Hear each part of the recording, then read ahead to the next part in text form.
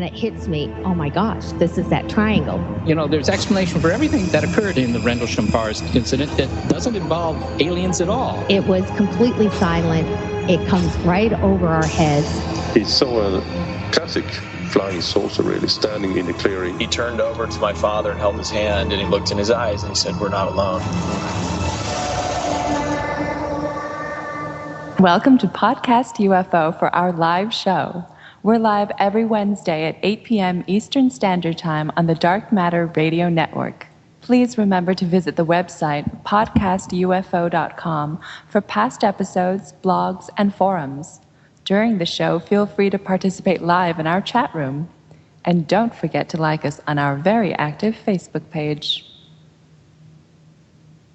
Hello, everyone, and we are coming at you live from Phoenix, Arizona at the International UFO Congress. And we have some people who are going to be doing a bit of a round robin out here. Alejandro is way too busy, so he can't even stop in to say hi. However, we just made it by the seat of our pants. I can't even get into the chat room right now. The internet went down. We grabbed Ethernet cables, grabbed another computer. We have no idea how to use it. Ryan Sprague is here. He helped me.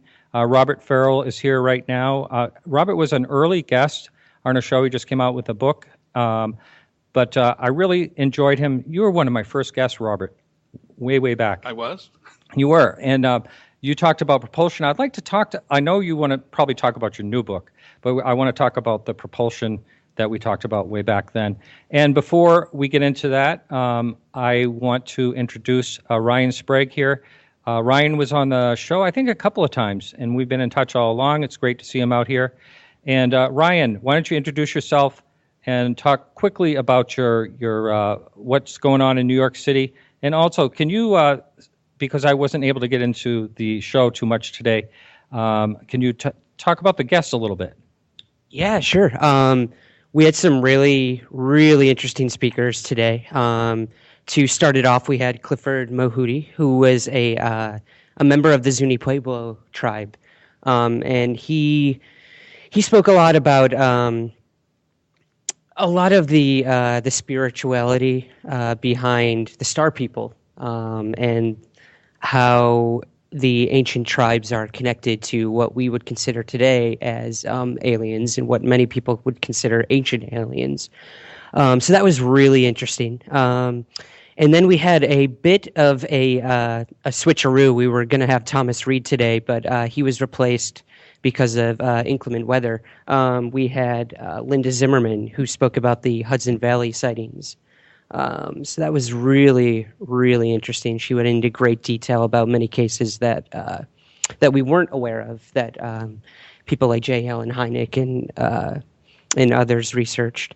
And then we had even more New York sightings with Cheryl Costa, who is actually from my hometown of Syracuse, New York. So that was really exciting for me to hear her talk about cases from the last 200 years that took place where I grew up. And it astounded me. She was saying names of streets that I grew up on and rode my bike down, and a supposed UFO crash in Mattydale, New York, which is 10 minutes from my house. So that was really exciting. We had Joan Bird, who talked about Montana UFOs. A lot of geographical UFO stuff today. Yeah. So, yeah. I just wanted to say something about Joan. Poor Joan Bird. I went right up to her and I said, "Joan, have you been avoiding me? You were going to be on my show and you vanished." And put her right on the spot. And she's all apologizing and said, she's been traveling all through Europe and family stuff and all kinds of things. So I forgave her. We're now friends again. And I told her that I'm going to be nudging her fairly soon. So I just want to say I was lucky enough to get out on, through this bad weather. Really, it's been really something else in Maine. And I made it here, but, it's just incredible out here. It's, 80 degrees today? Yeah, I don't want to leave. I'm hoping something happens to the plane. I want to say we have an audience, too. Can we hear a clap from the audience? It's a single audience, but I did. Some listeners showed up, and I talked with them today. That was absolutely awesome. And George is joining us now, and I did invite a couple of others. Maybe they'll straggle in. And also, I want to say that we will be having some people pop in today. that's going to be with us throughout the show. I told most people, I said, everyone's coming early. Ends up 2 people came early, but there'll be some people coming in. Hopefully we'll see Stanton Friedman poke his head in the door. We invited Richard Dolan, but he looked very tired. I don't think we're going to be seeing him. Linda Zimmermann may be popping in. And, geez, you were with me. Who else, Ryan? Do you remember? Was there someone else? I think there's someone else, but whoever it is, it'll be a surprise. Mystery guest. Yeah, the mystery guest. So, Robert, getting back, first, can you explain the book you have out now? And is there any pertinence to UFOs in that book at all? Or is this just a whole different genre? Well, it is kind of a departure from my other books. And what led me down this path was Zecharia Sitchin's, the late Zecharia Sitchin's book, The 12th Planet, which most people, I think, have read. And one of the things he commented on in The 12th Planet was Noah's flood. So I've always been curious about that. Did a lot of research on it, and now I've come out with a book on it. It's called The Science Behind Noah's Flood. And I dedicate a whole chapter to Zecharia Sitchin's, to his book, The 12th Planet, because he wrote that back in 1976, and a lot has happened scientifically since then that turned out to verify almost everything that he said. In fact, I was going to have a subtitle on the book called The Redemption of Zecharia Sitchin, but I decided not to. But this book, I start off by giving people a glimpse of some of the ancient stories like Atrahasis, and then Gilgamesh, it's Epic of Gilgamesh, and finally I talk a little bit about Noah's flood out of the Bible, out of the Genesis. And I compare the three so people can see they're all related. And the reason I did that is because my point was this book is dedicated to Noah's flood, not all the other floods that have occurred around the world. There have been hundreds of them that have been reported, but I'm focusing on Noah's flood as it is in the Bible. And I wanted to show that Noah's flood originally was part of Sumerian culture, the ancient Sumerians, and that's what Sitchin wrote about. So I do that. Then I talk about Sitchin, and I go through item by item, and I show the scientific evidence that supports what he had said, which a lot of people didn't believe at the time. And then after that, I launch into a few hypotheses as to what caused the flood, when it happened, where it happened, and what caused it. And people may have read some of the books. One of them was called Noah's Flood, written by a couple of scientists from Lamont Dougherty. And then there was another book, another hypothesis, I should say, that was presented by Dr. Bruce Massey. And I think he works at, trying to remember where he works, but some scientific organization. He's got good credentials. Then I end up talking about Zecharia Sitchin's take on Noah's flood and end up expanding on that. But his belief was that the flood occurred 13,000 years ago as a result of melting ice down in Antarctica because we were coming out of the Ice Age. And he thought that resulted perhaps in some mega tsunamis that was the flood itself. So I did more research on that because a lot has come to the surface in the last 45 years. There's more information, and I kind of refined that hypothesis. And my hypothesis, based on Sitchin's now, is that it occurred about 14,700 years ago, maybe 14,000 years ago.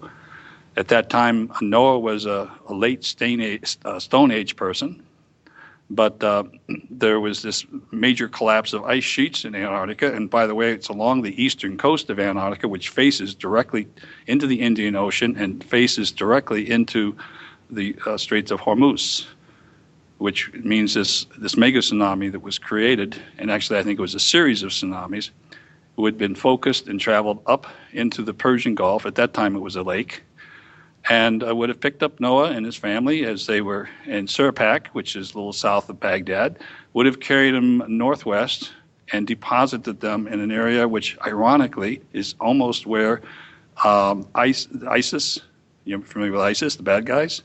It's their base camp. And that's about where I think they landed. That sounds like irony to me. Yeah, it was. Yeah. And from there, they got out of their boat and, of course, headed for high ground, as I would do. And they went up, I think, into what's called the plain of Haran. It was, of course, it didn't have that name then. And I believe Noah settled in an area in the northwest corner of that plain, which is now called Urfa. Now, the thing is, I'm saying this happened 14,700 years ago or thereabouts. Ironically, overlooking this plain is Göbekli Tepe, which is in the news lately. It's one of the oldest ruins that's been discovered in that area. It's a temple, apparently, been dated to 12,000 years old, but there are other layers down below, and the archaeologist says he's only done 5% of the dig in the last 9 years, so probably he's going to find stuff that's 14,000 years old. Now, you could imagine that Noah, after he founded Urfa, let's say, he would have raised kids, and his family would have expanded, and he would have built temples to his gods. And the Sumerians worshiped 12 gods. If you look at pictures of Göbekli Tepe, there's 12 columns, 2 big ones, and usually 10 around them in these circles. So to me, it clearly has Sumerian influence, and the timing is about right, about 12 to 14,000 years ago. Uh-huh. Well, so the other thing that kind of relates to this is Noah had 3 sons, Ham, Shem, and Japheth. Curly? Yeah, I'm Curly. sorry. So Ham settled pork. No, Ham actually went down into Canaan and settled into Africa. Seth went down into Shem. Shem went down into Saudi Arabia, or the Arabian Peninsula. Japheth settled into India and over into Greece and Rome, in that area. So you have these 3 nations of Noah, and there's a map that I show that's kind of interesting because they intersect at one location, and that's at Göbekli Tepe in that area. Another interesting factor is that prior to about 12,000 years ago, people were hunter-gatherers. But at about 12,000 years ago, they invented agriculture. And agriculture spread from the point where it was created out to in various directions. But guess where it started? In the area of Göbekli Tepe.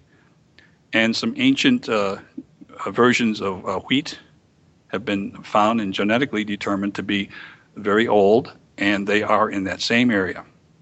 And I show a map of how that wheat has spread by age, by date, around almost the same places that Ham would have gone and that Japheth would have gone. So it all kind of ties together, which I was amazed. When I finished the book, I said, wow, this stuff all fits together. Huh. Well, we led a little bit of a stray of UFOs. This show's about. Well, it is a little bit. However, I do talk a little about what Sitchin believed, that the Sumerians believed, and that was that there were aliens that came to this planet and created human beings. I do talk about that. Mm-hmm. So that kind of ties in with UFOs. Yeah. I've never really known what to think about Noah's flood. I know there's been something like 350 major floods recorded or something like that. And it was funny, I asked a clergyman about what he thought about, Noah's Ark, and he said, a lot of what's in the Bible is the idea of. And I said, fair enough. That sounds kind of right to me, but that's what I discovered. Amazingly, that the Old Testament, at least the part that covers Noah's flood, it's the dates are squishy, but it's all there. And in my book, I show how, for instance, if you assume that this happened 14,700 years ago, and then I put a date when Noah was born and when he died, and I traced 10 of his descendants all the way down to Abraham. And the amazing thing is, Noah was still alive up until Abraham was in his 60s. Now, in ancient Jewish tradition, it says that Noah was educated. That Abraham was educated by Noah. And I also would point out that I believe Abraham was born in Urfa, not Ur. Urfa was where Noah settled, and his whole clan would have been in that area. And indeed, Abraham would have been able to go to school basically on the teachings of Noah, who would have taught him the history. Mm-hmm. Then what happened after, it seems like in the Bible it says that Abraham's father, Terah, decided, hey, let's go to Canaan. So he gathered the family together, and at that time it consisted of Abraham and his younger brother, Haran, and his son Lot. And I visualize them heading off to Canaan. So here they are, they're passing through what is known today as the plain of Haran, and Haran dies. So his father, Terah, stays there. He never did leave the plain of Haran, and he named the plain after Haran, his son. And Abraham still lived there for a number of years until he was 75, and then he took Lot into Canaan. That's the history.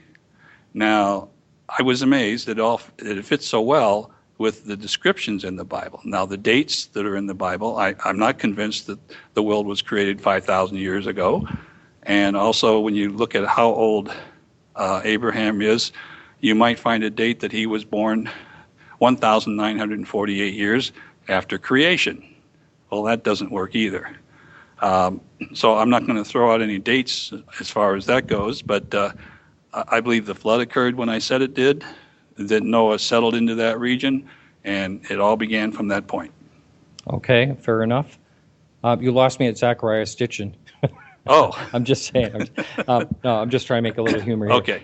So I want to get back to talking to you later in a few minutes about, the propulsion that we talked about, because I always thought that was very fascinating how you kind of had a great idea. I've heard over the last 3 years, different people talk about different types of supposed propulsion by certain things that they looked at, like trying to remember a person that was on the show. He takes a scientific look at things, and I would have to Google him right now. And I've just lost for words. Robert, I can't remember it. But anyway, it is interesting. The whole mystery of this whole UFO thing is interesting, but when people try to come up and explore with how they get here from there, I think it's rather fascinating. And I almost said the guy's name. And I want to talk to Ryan. Let's talk about what's going on with you and your book that you're still in the midst of writing your book, are you? Mm-hmm. And you're a busy guy. How do you find time to do stuff like this? Yeah. I don't. I'm exhausted. I've been working on my first book ever with Richard Dolan. It's coming out later this year, and it focuses primarily on the experiencers, whether it be sightings, encounters, abduction experiences, really putting a microscope on the individual, who they were before it, what happened during, but most importantly, the aftermath, the implication, how it changed them as a human being, what we consider human, whether it be socially, economically, religiously, sexually, everything, every run of the spectrum, and what this might mean for possibly what it is, what the phenomenon might be, and how it connects to us. Oh, that's something I really never heard anyone actually talk about. And yes, it does. It does affect. I think it's funny. The only time I ever heard someone say it didn't affect them was, and I've said this on the show before, was the most amazing sighting that I've ever heard anyone discuss. It's all I can say. It's a friend of mine. He's on the Antiques Roadshow, so he's not going to say who he is. He had the most amazing, unbelievable sighting, and one of them had very similar to something that Charles Halt saw, the thing burst into 5 lights, and then after he got done telling me the story, I said to him, well, geez, what did you think about that? Did that change your life? He goes, I could give a crap. He absolutely doesn't care at all. He said, I never even think about it. I just think about it once in a while. But everyone else that I've ever spoke to on this show or anywhere else has definitely come up with how this has totally changed their life, and it changed mine totally when I saw something I couldn't explain. It made me really think about it. So far this is a hard topic to research, I would think. And can you just give a couple of examples of what you're running into? Yeah, sure. I mean, to date, I think I've realistically interviewed probably about 80 or so individuals. Again, running the spectrum from sightings to abductions and everything in between, whether it's high strangeness or close encounters. And the only problems I'm running into right now at this point is I have too much material. It's really narrowing in on not so much an angle, but what I really want to convey is the individual and again, how the event affected them and how it's changed them. I think that's what is most important. Is I'm looking for how these events are changing us as human beings. And, later in the book, I do dive into what is reality, what is consciousness, what is awareness, and how this can play a part in what the sighting may or may not have been. But yeah, I'm interviewing people from all over the world. So a few of the challenges I've run into is literally, things getting lost in translation, whether it's certain terms or culturally. Again, we often look at this phenomenon in a very Western-centric view because that's what we're used to. But this phenomenon is not, it doesn't seem to be biased. It seems to be happening all over the world to all different types of people, whether it's gender or religion. It's affecting everyone on a grand scale. And now it's really trying to find a through line there and find the connections between these people and how that might help us evolve and might bring us closer to the phenomenon. It's almost like an intersection, and we're trying to get there. And yeah, it's been very exciting, very frustrating at times, but I can see the light at the end of the tunnel, and very excited. It's hard to put something like this together now. When you're looking for these people to talk to, how I know it seems like there's a really big network for, say, experiencers. Mm-hmm. Yes. And that seems like a no-brainer to be able to get people to talk about that. Mm-hmm. But when it comes to other, like you said, high strangeness or sightings or encounters, how do you find your people when it comes to that? Mm-hmm. To talk to? A lot of it has come from networking. I've reached out to, I've been lucky to be one from the generation of social networking. I got in on the tail end of that. So I will say Facebook has been a godsend for me, to reach out to people. There's a lot on Facebook. Yes. We have 20-some-odd thousand likes on our Facebook page, Mm-hmm. but we didn't start that but just a few years ago, and I think it was actually a former guest was on, Christina, that suggested, you should try Facebook. That's where I get all my contacts. Yeah, I said, really? I cannot tell you how many friends I've made through that. And conferences like this, meeting people and going to the experiencer sessions in the morning and, hesitantly approaching certain people afterwards and be like, would you be willing to come forward and share your story? Now, do most of the people want to be anonymous, or some people actually would give their full name? I've actually made a promise to myself that I want to put faces to the names. I don't want pseudonyms. I only want people who are willing to back up their story with who they are as the individual. Again, that's what I'm trying to focus on, is the person.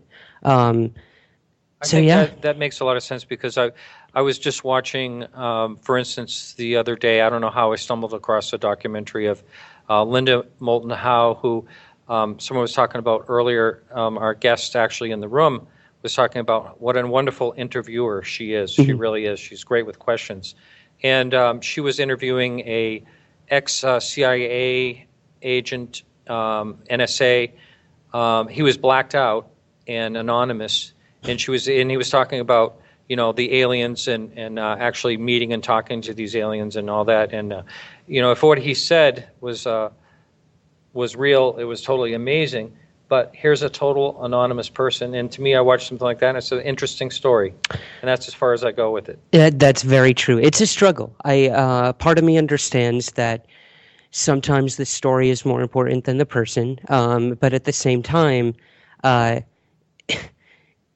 again, like you said, at that point, it is just a story. It's just hearsay. It's just one person's testimony.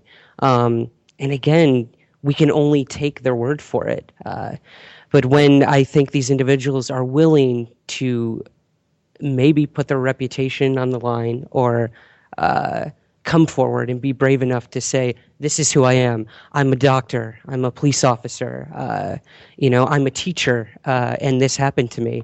Again, I understand the ridicule factor that comes with all this, the stigma that we all face on a day-to-day basis. But I think the more we can accept that this is happening, the easier it's going to become for more people to come forward. So, yeah. Oh, we just had someone pop in. I think he's going to say hello to us, perhaps. And we have a hardworking man here today putting together quite a show. Yeah, oh, yes, we're live, sir. You got online and you're live. We're live. Go ahead, Alejandro. All right, so I get to talk to Ryan Sprague, one of my favorite. Oh, I've been talking too much. Oh, really? Hopefully good stuff. Is he say I'm telling all the behind the scenes? Not it yet. Looks so no. organized, but these guys are morons. They have no idea what they're doing. Yeah, well, cool. I'm glad you were able to get online and do it live. I feel like a diva being able to come in and get handed the microphone. What are you doing? You're tripping over wires over there. So I guess just talk about the conference. I mean, the days. Yeah, I went over today who we had. But yeah, do you have any initial thoughts on today or where we're headed? I mean, I think everybody was really good. Everybody was better than I don't know if I'd say better than expected, but one of the things that we do with this conference is we bring in people who aren't necessarily in the circuit. We don't know if they're going to be fantastic or what, but they're people we know have some good material. And, luckily today we had a lot of really good speakers, very professional and energetic and with great information. And even some of the speakers, I won't say who for their sake, sometimes they're not seasoned speakers and they're super nervous. And so they end up doing a great job. Last year, Robert Schroeder, have you had him? There you go. There's the key word. That was the propulsion specialist. Yeah. I was talking about propulsion or how, speculative. He was a great example. He was hilarious because he was so nervous. And he comes to the conference. He said he wanted to do a talk. He sent me a PowerPoint. It looked great. I had interviewed him. And so he came to the conference, and I knew it was a gamble. And he was like, when he got here, he's like, I'm not a very good speaker. I'm really nervous. I don't know if I'm going to do very good. And I was like, oh, great. Now you tell me. But he did great. He was so likable, and people loved him. And now, they really do. He's a real gentleman. And I've noticed at conferences I've seen him speak at that right after he speaks, people surround him. You know? Yeah. So this is an example of this. Today felt like we had a few of those, which is always really cool. So I always hope that these people with their great info get to be the people who get invited to conferences, like what's happened with Schroeder, and they get to be the guys invited to podcasts and talk to. Because not all podcasts are as forward-looking as you all, and getting guests out there who aren't maybe as well known but have some great information. Yeah, that's great. It must be hard for you, Alejandro, or whoever it is that coordinates the speakers on trying to pick.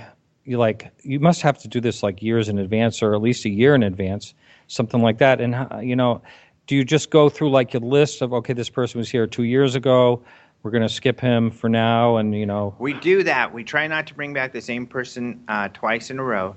The only person who has that ability is Jaime Musan, and that's partially because the owner was good friends with him and and he's always been a UFO Congress staple. Oh, every year? Yeah, like for, I don't know, probably for 10 years. So that's a big reason. Otherwise, it's trying not to get the same people as last year. As well as a huge list of people who want to talk that are on the list who have offered to talk. and a combination of trying to add in what's new, what's going on right now. And it is kind of a bummer because we start on our list. We'll start on our list next week after this conference of who's going to speak. And we have that worked out so early that it is, because we're day-by-day news, of course, as you know, we talk weekly, that, it's always like, oh, man, because this is hot right now. It's too bad we don't have this person on. So I'm going to put you on the spot. Do you have one news story you can talk about real quickly? One news story. Podesta, whatever his name is. Oh, yeah, I could talk about Podesta. And that this is debatable. Podesta, yeah. So Podesta is into UFOs. We know this. He spoke at a press conference. It was part of the Sci-Fi Channel, and it was also sponsored by Leslie Kean and her Citizens for Citizens for Not Keeping Secrets or something like something similar, but much more intelligently named than that. But he went to this press conference and said, we need an end to UFO secrecies. We should release all of the files. It's well known he was an X-Files fan. He had like an X-Files birthday party at the White House when he was working for the Clintons. So it's known that he's a UFO guy, enthusiast. And so he just tweeted the other day. Now, this is the part people are leaving out, I think. He tweeted to a New York Times writer. The New York Times is often seen as being kind of, I think, conservative, or is that more Washington Post? I'm getting confused now.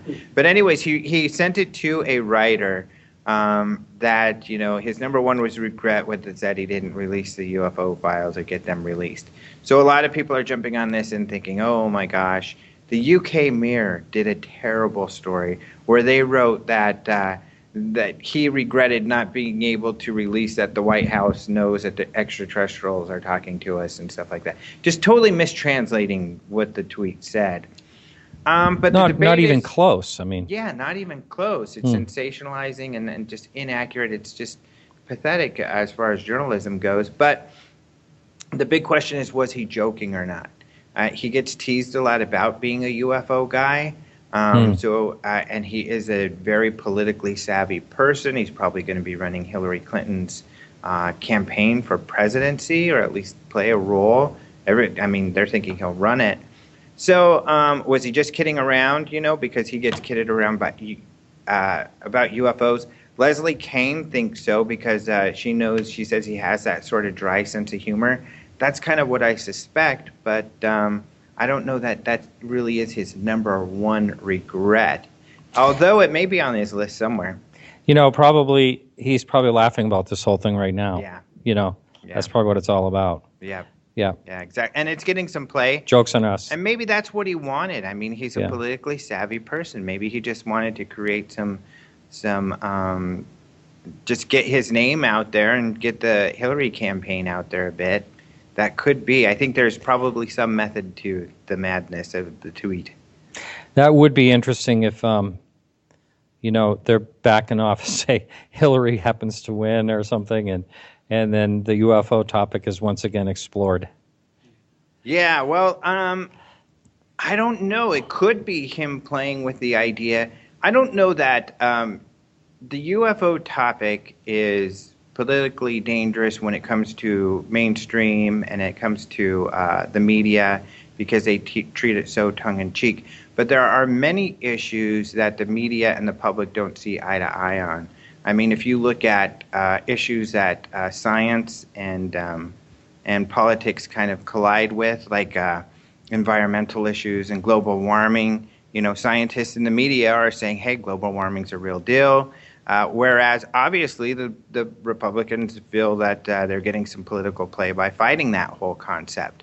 So it could be, I kind of was brainstorming, what if Podesta thinks that there is some political, energy here that can be gained from being kind of pro-UFO? Maybe he's trying to get that segment. And there's no doubt that UFO stories are really popular, and there's a segment of maybe, I don't think it would be unfair to say at least a quarter, maybe a third of the population that are really into the topic. So maybe he's trying to plug in and kind of keep those people in tow to vote Hillary in 2016. Yeah, I'm wondering what the percentage actually is that are into UFOs. I would guess it would be more like 10% myself, but you never know. But I look at think the popularity of the shows. Yeah, but also I think it's growing. Yeah. With more discoveries of possible life-like planets out there, and more people are just becoming more comfortable with it. And I think yes, it will be growing. So, maybe that's a part that no one's ever thought of politically, Yeah, I very mean, well. I think Podesta's thought of it. I'm sure he has, and maybe others have. I mean, it came into politics with Kucinich when he ran for president, and it came up for him, and a lot of people credit that whole UFO thing, people talking about his UFO sighting kind of tanking his chances for presidency, although I think a lot of people would still acknowledge that he was a long shot in the first place. So. Mm-hmm. So what would you do, Alejandro, like if tonight all of a sudden the Phoenix Lights reappears and it's right over the casino here, big triangle like that? Well, it happened a couple weeks ago, and the news came, and I said there was flares. Because it was. No, but if it was a real triangle, yeah, I mean, I would love that. And this is really funny because I have a friend at this conference, and she believes she can channel. And she channeled for us, and my mom was there. My mom was living out here for a little while, and she said next March it's going to happen again, the channeler. And my mom was so excited, and she was getting ready for it because she was dying to see the Phoenix Lights. And then it didn't happen, and she was really bummed out about the whole thing. So it's kind of like the Mayan calendar, off it a little bit maybe. Yeah, and I had a little bit of that, back there. Like, that would be really cool. I hope it does happen. I would love to see that myself, of course, being a researcher and everything. Well, it was good. Dr. Lynn Katai was here today, briefly. Yeah. And she'll probably be back. Yeah. But it's we're right here. I mean, it's not. How far away did that actually happen from right where we are? Well, there weren't sightings, I don't believe, on this side of town. There might have been because there was a lot over but it was mostly on the other side of town, and it went from Needles, California, kind of where the conference used to be, the Laughlin area, down to Tucson. So it's actually following where the conference goes? Is that what you're saying? Yeah. Extraterrestrials like to buzz where this conference is. And why not? It's the biggest one. It'd be nice of them. Super Bowl, they fly the stealth bomber over it, so that every UFO Congress, the aliens should do a flyover. I think so. Keep it going. Celebrate the event. But now, I think Roger Lear, Dr. Lear, mentioned that a conference in Europe he was at, that they went outside. Now everyone saw all these sightings. Yeah, and I've heard those stories before too, and it could happen. I mean, that would be neat if it did. I know I was at a conference where that happened, and luckily some people on the street saw big crowds of people going outside, and they had binoculars. They happened to have binoculars, and it was balloons, unfortunately. But because, people are really into UFOs. But I think this is a really interesting story that way. It's an Alan Hynek story. He was at a conference for astronomers, and somebody comes in and says, there's UFOs outside. And Hynek's like, really? And so, but nobody went outside to look. Everybody laughed. And so he scolded them, I guess, in his talk, and he said, you guys say you're open to it, and if you had a chance to examine or research it, you would look, but you don't. When it happened, not one of you got up to walk outside to even take a look to see what it was. So he really scolded them and just kind of emphasized what his argument was, is that they're not willing to take a look and give it a fair shake, and that if they were, they would find it's much more interesting than they assume. Wow, that's really cool nothing. Story. No story I ever heard before. Yeah, amazing. So are you happy with it seems like there's a lot of people here. Is it average or? There's a lot of people, and the vendor room is thoroughly packed, but the way I usually feel about this, especially with when the conference ends at its climax, because it ends on the weekend when it's the biggest, busiest. So when the last conference ended, everything was crazy packed. And although everybody comes up and, oh my gosh, there's so many people, I always feel like, well, you haven't seen nothing yet. So even though there's a lot of people, which is great, our numbers are up. Your Saturday lineup, I know, is wonderful. Saturday's like a Comic-Con. It's really so packed. It's like shoulder to shoulder. And I'm not going to be around, unfortunately. Yeah. I told you the story about clicking the wrong button when I was buying my ticket, and it was a terrible mess. After you told that story, we had a lot of cancellations. They're like, I'm sure Martin's that happened. I don't care about Lazar. Yeah. I wanted to see Martin. They actually, just a quick story to the listening audience. I clicked on a ticket to come out here. I had so many days out here.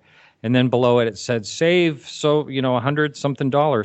So I said, oh, that looks good. So, and I looked, and it's 2 stops, just like the other one. So, one layover. So I clicked on it, and then I found out the other day that I would be flying back in 11 hours after I landed. So in other words, I was going to be coming in last night and leaving this morning.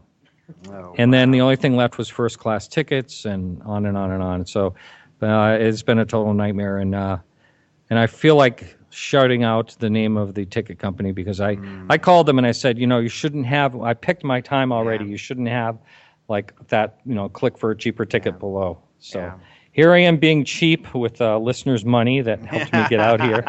So sorry about that. But anyway, I was going to ask Robert, you want to hang in for a little while? No, I probably should run. I hate to come in, pop no, thanks for popping in. I feel like a diva or something, but no, thank you so much. You bet. And but I was out. And we'll be talking to you next week. Braving the forest of Arizona for you with my cell phone before. That's right. I don't need to apologize for you. That's right. I've risked my life for this. You did. Yeah. There's puma out there, right? There's bears. Are there bears? Yeah, and there's a llama too. That we're at a killer llama. Not too far. Really? I don't know if they're killers. They look pretty mean. Yeah. But if one of those would have gotten loose and I ran into that in the dark, would have been pretty scary. Yeah. See those big lips coming right at you? Yeah, exactly. Yeah. All right. See you guys. Have fun. Yeah. Hey, thanks, Alejandro.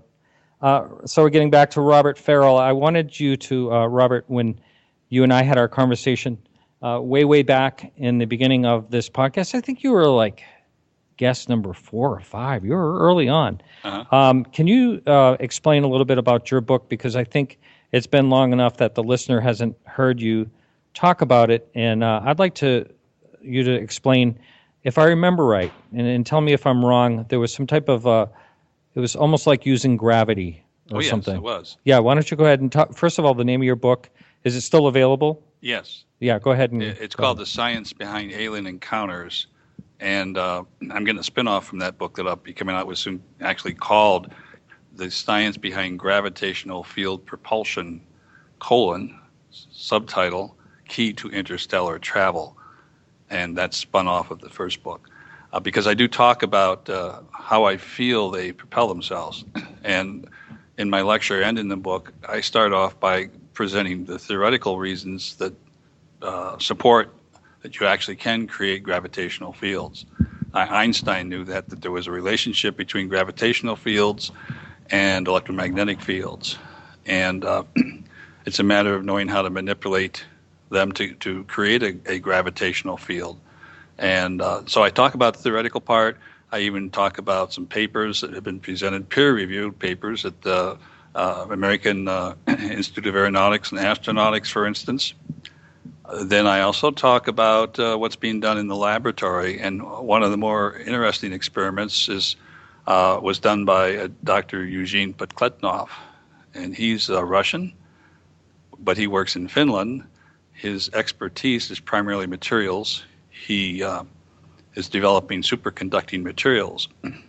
And through serendipity, they were testing this superconductor, and they noticed a strange effect that when someone walked into the room that was smoking a pipe, the smoke kind of came over and went straight up from the spinning superconductor.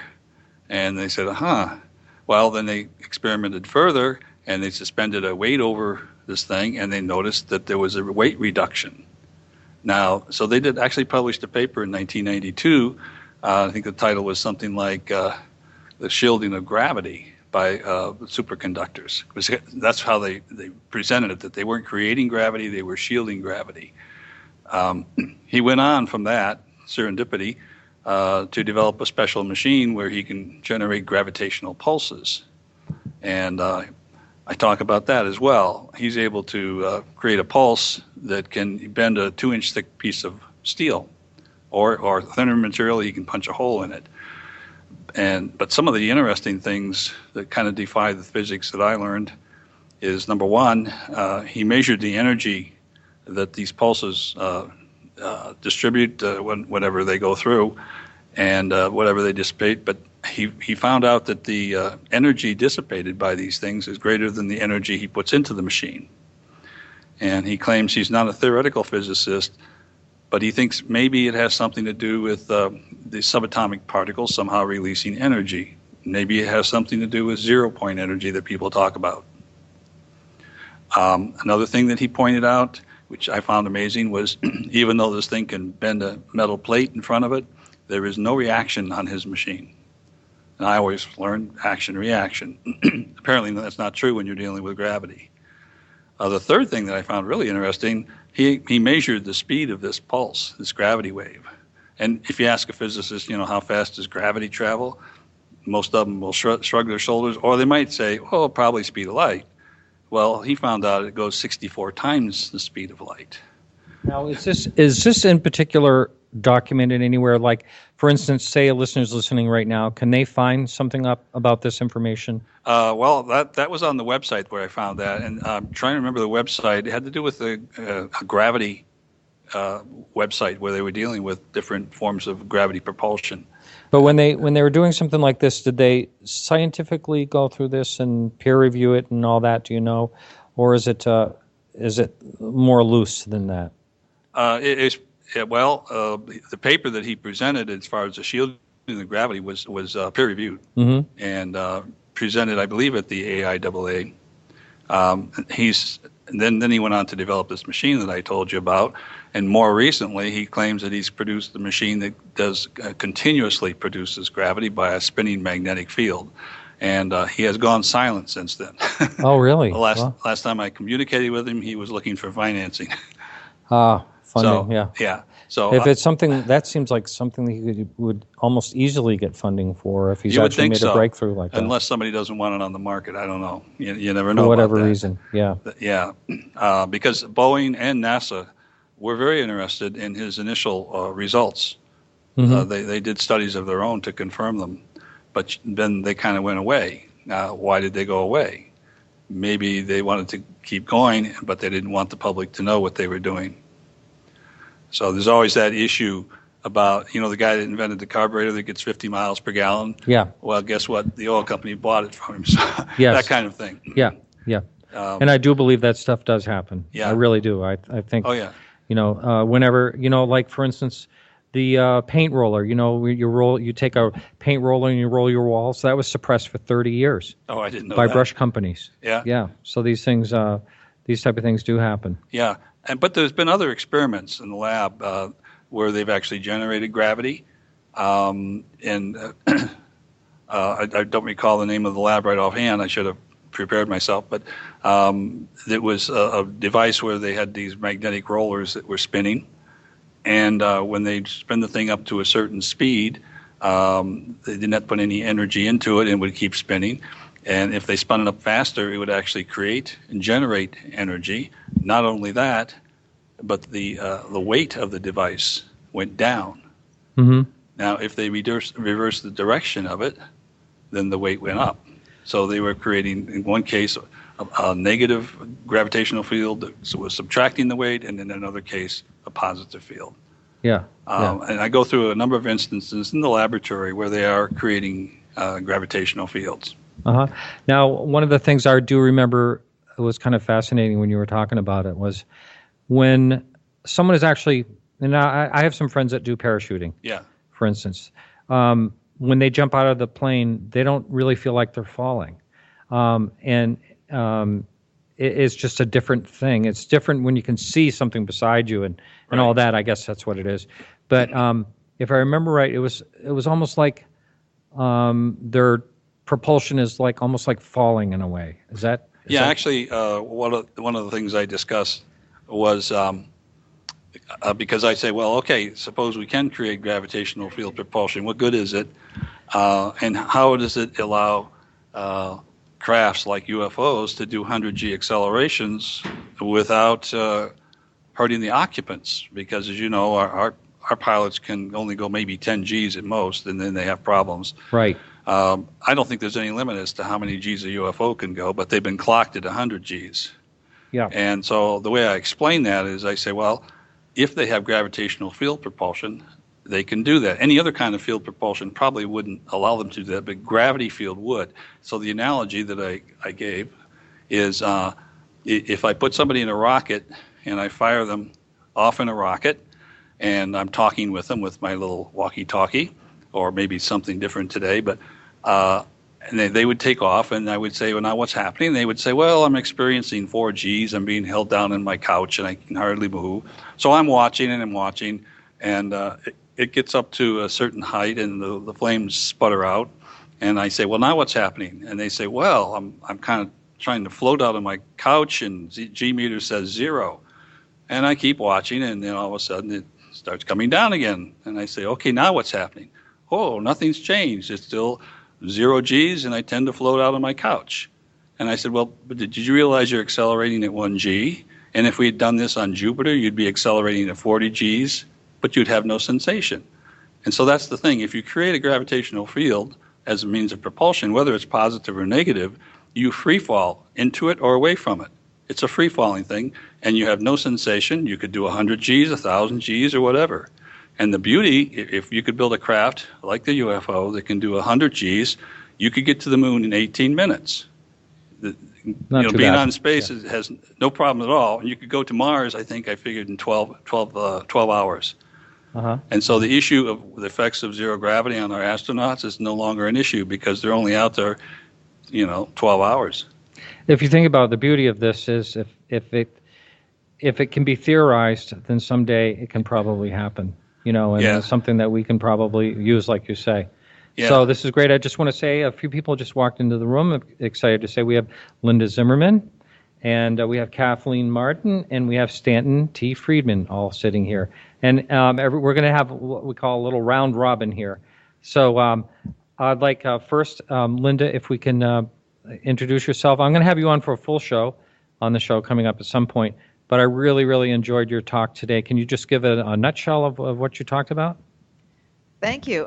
Yes, I was talking about the history of UFO sightings in the Hudson Valley of New York, which is essentially from New York City up to Albany and spans at least 100 years. So a lot longer than most people realize. A lot of them just see the Hudson Valley experience as the giant triangles of the 80s and 90s. So I was just trying to show it's much more expansive than that. Now, they go back to, let me just ask you this. Were people seeing before the dirigibles and the balloons? Now, they had balloons in the Civil War. They were not so good. And I think they had a poisonous gas. Probably, Stan, you probably know what the gas is they used in them. But they were very, very dangerous. But, they were actively used in the Civil War. They used to spy, by using that, which is something that not a lot of people know about. It's not talked about a lot. But so before humans, let's say, you say this only goes back 100 years. But I could have sworn I heard you say that even earlier there were some noted sightings, or was that someone else who was talking about that?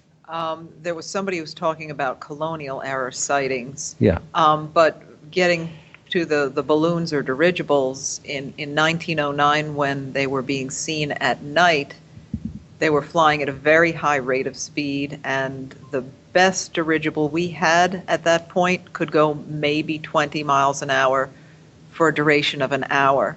And these were seen hovering and moving extremely rapidly for as long as 4 hours at a time.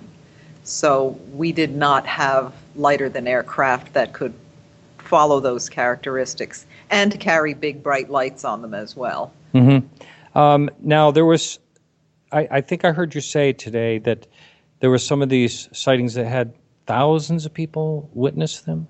Can you talk a little bit about that? During the early 1980s, the massive triangle sightings, it was estimated that in one period of time, perhaps a year, there were at least 25,000 people.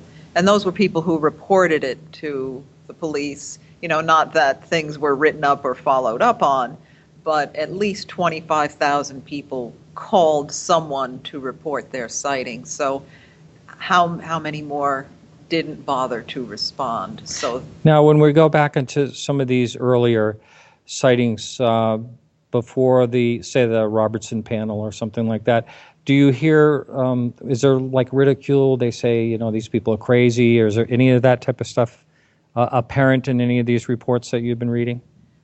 Ridicule seems to be as old as UFO sightings. Mm-hmm. The 1909 sightings, people were doing cartoons in major newspapers saying that, people must have seen Santa Claus flying through the air, and already making for all the elements of the demeaning the witness were there 100 years ago. Really? Yeah. Yeah. So just since we have, this is awesome. We have Travis Walton just walked in. And so we have, look at this nice full panel. And I'm going to take a little bit of a video that will be up on the website so you can see everyone here. If you don't mind, I'm going to pass this over for a minute to the mic. If you wouldn't mind passing that over to Kathleen Marden to say hi. Hi, Kathleen. Hello. And it was so nice to see you. I seem to run into you all the time at conferences everywhere. We do run into each other quite often, don't we, at conferences? Yeah. So what's going on with you? It sounded to me today when we talked briefly that your title changed a little bit for MUFON, or is it basically the same? We decided to change the title from the abduction research team to the experiencer research team. The reason for that is that I had a lot of complaints over a number of years about the word abduction because it implied that it was a negative experience. And some people were saying, well, I don't view my experience as being negative. And other people tried to convince me to use the word contact or contactee. But to me, that implies a positive experience. Going back to the 50s, contactees. So John Mack came up with the term experiencer. It seems to be more of a generic term that applies to anyone who believes they've had this kind of experience. So we went with the word experiencer.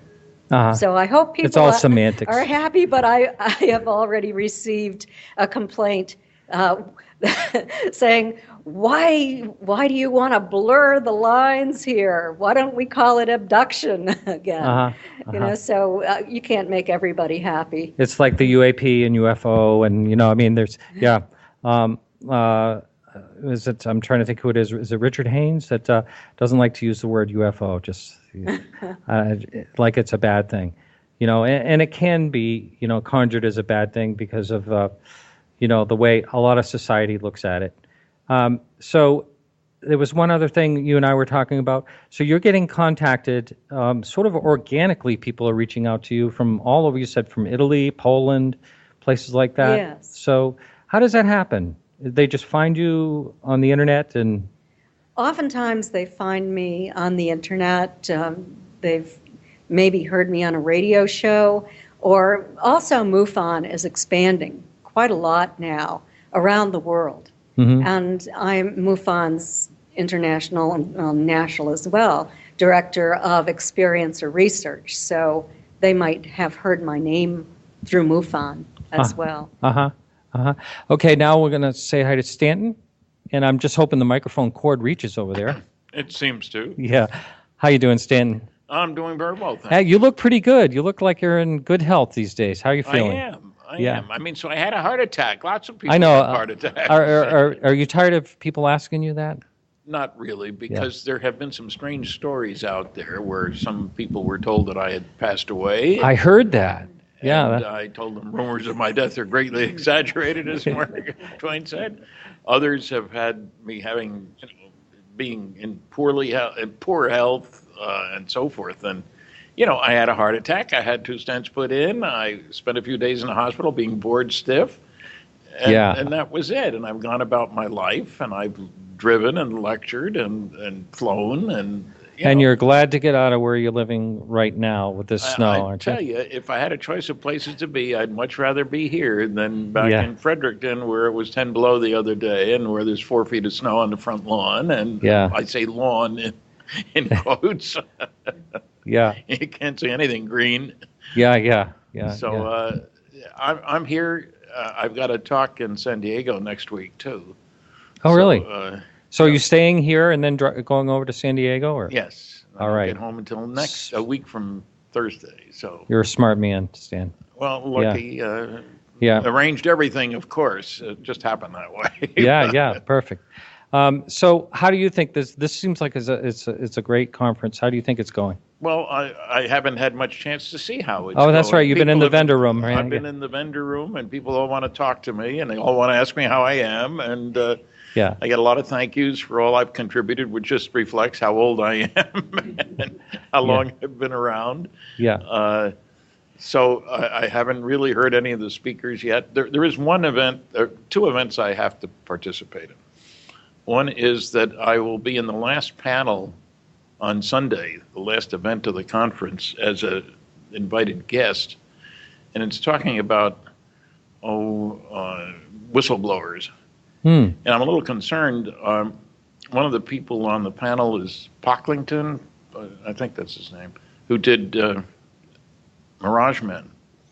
I read his book and I watched the movie, and I think he's all wrong when it comes to the abduction phenomenon and all this stuff that he's saying government intelligence agencies are creating all this stuff as mythology. But he's got so many mistakes, so many factual errors, and so many things he's ignored. For example, he blames Roswell on the Aztec story, which makes no sense at all. And he hasn't done his homework. So that's one event. It'll be interesting for me. The other is tear them apart. Well, we'll see. The other is that George Knapp is giving a talk, and then afterward he's interviewing Bob Lazar on stage. Right. And we know about. I remember you and I talking about you doing the research on his schooling background. Well, not only primarily his schooling background, yes, and I found he wasn't telling the truth. I talked to his high school, for goodness sakes. He was in the bottom third of his high school class, and you don't get into MIT with that. I talked to 5 different people at MIT, and none of them ever heard of him. And I talked to a legal counsel who said there's no way to erase his records. Once you're in the system, you're in the system. And of course, MIT was doing classified research back in the 40s. So it's not just, it has to do with the government kind of thing. They're a pretty independent group at MIT. Now, let me ask you something, Stan. Are you actually going to ask well, I don't Lazar? know. That's why I'm going there to see what they'll let me say. I have no idea. Take your heart medicine first. Just to be. Say what? Take your heart medicine first, just in case. Yeah. Well, look, I tried to meet with Bob back 25 years ago. I was here when in Las Vegas when George originally talked about the story. And because I'm a nuclear physicist and I was being asked about this young nuclear physicist, I figured I ought to check things out because I don't want to reflect badly on the trade, so to speak. And that's when I kept coming up negative. And so I have trouble believing what somebody says. If you can't believe what he says about himself, why should I believe anything else? There's no doubt Bob is a bright young, well, he's not so young anymore, but neither am I, guy. But is he telling the truth? That's what it's kind of, and what I do for work is fine arts and things like that. And it's kind of like if there's a fake in the bunch, then you have to look them all over. You have to very carefully examine this person knew. If this person is selling a fake, then it kind of loses the whole, the whole credibility thing. So I understand where this is going. I'm glad you mentioned that because it's a point I've tried to make to people to switch the subject over to MJ12. If you're going to make a fake, a fraud, I don't know what the right term is these days, you want to do as little as possible to call attention to it. Nothing out of the way. You stick to the procedures that went with the person you're trying to emulate or whatever you're doing. And what I recently did in 2 articles for the MUFON Journal is in one list a dozen arguments that have been made against the MJ-12 documents showed that none of them stand up. They hadn't done their homework. And the other is a whole bunch of stuff that we didn't know to be true that turned out to be true well after we got the documents. How did the person know? Psychic faker, psychic hoaxer, what is it? Just to give one example, the date of one of the important items is the only date in an 8-month period where President Truman met with James Forrestal and Vannevar Bush at the same time. And the memo is from Truman to Forrestal and naming Bush within the text. And that's the only date in an 8-month period where those 3 met together. And I asked the Truman Library whether anybody else had ever asked the question. No. There are some strange, the date is not continuous on it. September and then the 1947 is at an angle to it. It obviously had been in a typewriter twice. Now, why would anybody faking a document do that? You don't want to call attention to that. Mm-hmm. And there are a number of other items like that. And I always remember what Bud Hopkins told me about artists faking, artwork of some known artist. They always want to make it very, very similar. A lot of times they'll, just for instance, they'll find a painting that's already painted that looks just like an artist's work, but of course it's not a valuable artist, and then they'll just, it mysteriously gets the artist's name put on it. So it's along the same lines. But you don't do anything to call attention. Right. It has to be close. True with documents too. Yeah. So it's kind of, here I am, a physicist, getting into artwork and stuff like that, but it's kind of fun. And there's a real challenge here. I feel that people have a responsibility, if they're going to claim to be researchers, to do their homework. Yeah. Just to pick one thing, I made a point about Dr. Donald Menzel being a member of this MJ-12 group. Everybody knew he was a total debunker. He'd written 3 debunking books. How could he know about a crash saucer, alien bodies, et cetera? Well, I went up, I got permission from 3 different people to see his papers at Harvard. People complain, and I found, to my total astonishment, because I didn't like the man when he was alive, that he told Jack Kennedy he had a longer continuous association with the National Security Agency and Navy intelligence of anybody in the country. Nobody knew that. And so how did they know that? But knowing other people who say he couldn't have led a double life, and I would point to some spies who have nicely led double lives, Burgess, Philby, and McLean in England and so forth. But none of them have gone to Harvard to look at the papers. Well, darn it, if you're going to say it isn't true, check it out. Don't just say, well, I know it can't be, so I'm just going to say it isn't. Travis, you've had the same problem. Here. Haven't you, with people making claims where they don't know what they're talking about? If people, just make something, they can't back it up, and, it's pretty easy to just blow them out of the water when you produce, and you can direct people to the original source for the, authentic information. Yeah, and that's what we have to do. We in ufology have to police our sightings, if you will, by checking out the facts. I found somebody who worked for Truman the entire time he was at the White House and asked his opinion about the documents after sending them and stuff like that. Nobody else has done that. How long ago was that? More than 10 years. Mm-hmm. Oh yeah, I've been to the presidential libraries, and I find they're very valuable, and the people are very helpful. And, well, as another example, every top secret document has to have a top secret control number, I was told by several people. Well, I'd already published a couple that didn't, that I know are genuine because they came from the archives. So I asked the archivist, we have loads of top secret documents without top secret control numbers on them. But nobody bothers to check that. They know because when they worked at a certain office at a certain time, all our documents had top secret control number. Well, to generalize that to everybody, is ridiculous. Are there phony abduction experiencer stories? Of course. Does that mean everybody who claims one is lying? Of course not. So there's some rules for the game, and they don't seem to be being adhered to by people who attack. Stan, can you think of another question to ask Travis since you have the microphone? You looking forward to the movie? Yeah, that will be the first time I've seen it. Well, I haven't seen it yet. I'm supposed to introduce it, but I haven't even seen the trailer for it yet. So I don't know whether to say, rah, rah, rah, this is great or not. I'll know after I watch it. That's Friday night? Or yes, Friday. Friday night, 7 o'clock. Yes, somewhere. Friday at 7. I don't know where, but... Well, you know, a lot went into this production. It was quite a bit of in-depth research. You know, a lot of people that were very hard to get a hold of were interviewed. And, you know, I'm sure, you know, there's a pretty wide, comprehensive amount of content there. And how it was all edited together and whether it would just be exactly the way I would do it, I'm waiting to see. But well, I'm looking forward to it. Because I think they're going to use a few minutes from my movie, UFOs Are Real. Because I interviewed him back when he was a young man. I was younger, too. Stanton Friedman was one of the first researchers to actually visit the area and the site. And talk to the people. He does his homework.